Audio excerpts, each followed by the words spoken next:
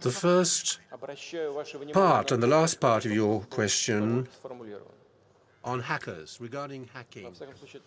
I'd like to go back to the way you put your question. You said the following thing. It is said that perhaps there was some interference of Russian hackers. How can I comment on such a thing? We say that. People say that. Perhaps there were Russian hackers at work, perhaps not.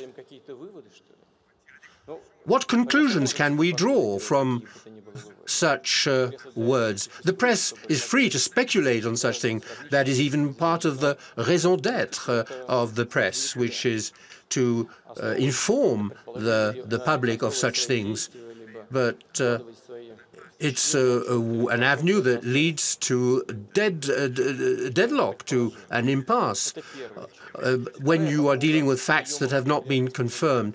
Regarding the second part of your question, regarding Marine Le Pen, it wasn't the first time that Marine Le Pen came to Russia. She has visited Moscow several times, and our points of view on preserving the identities of European peoples, strengthening the sovereignty of European countries.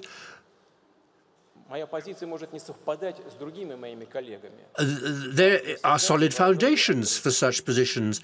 My positions are not always identical to those of my colleagues. I'm always very open when I express my views. We are prepared to welcome anybody at any time. If Madame Le Pen asked us to meet her, why would we have refused? Why should we have refused? The main thing for us was that she has always in public expressed her position in favor of a rapprochement with Russia.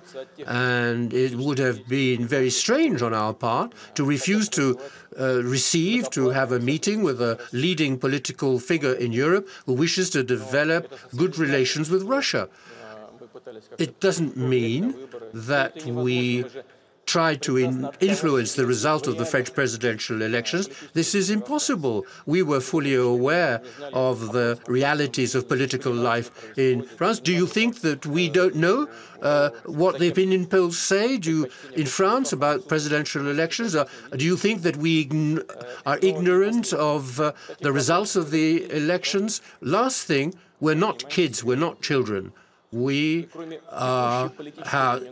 take a serious view of political situation, and there are the fundamental interests of the Russian and French peoples which are at stake. Those are the issues which preoccupy both the French president and myself.